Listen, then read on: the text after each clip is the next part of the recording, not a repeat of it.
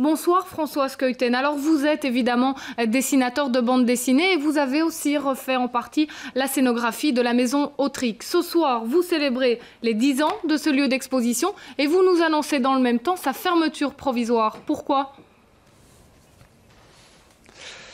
Parce que la maison avait un peu vieilli. D'abord, il est évident qu'on est dans une rue à une forte circulation, que la façade était devenue un peu sale et les châssis avaient pris un peu le temps. Et donc, je crois que c'était vraiment nécessaire de la remettre à la hauteur de ce qu'elle doit être. C'est-à-dire que c'est quand même un petit bijou. C'est une des premières maisons d'Horta. Elle exprime toute la naissance du génie d'Horta.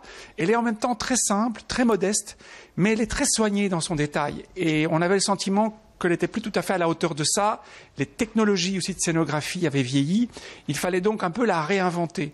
Et c'était une occasion, après ces 10 années, après les travaux qui vont commencer, qui sont organisés par la commune de Schaerbeek, puisque c'est les propriétaires, c'était le bon moment.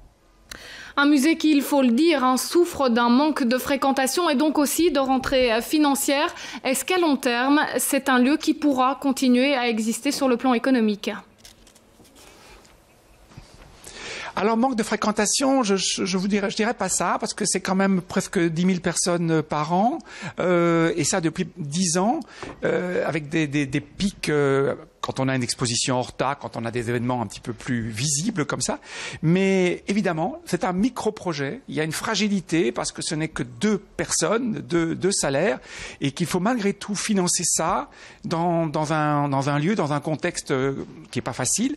Mais on croit en ça, on croit à ces projets qui ont cette échelle-là aujourd'hui et qui peuvent s'insinuer, s'inscrire dans le paysage bruxellois sans être un musée au sens classique du terme, et en même temps en valorisant un patrimoine qui est un patrimoine très intéressant, qui sont les maisons bruxelloises. C'est le vrai charme de cette ville, et c'est permettre aux touristes d'entrer dans la compréhension, dans l'intimité de ces maisons.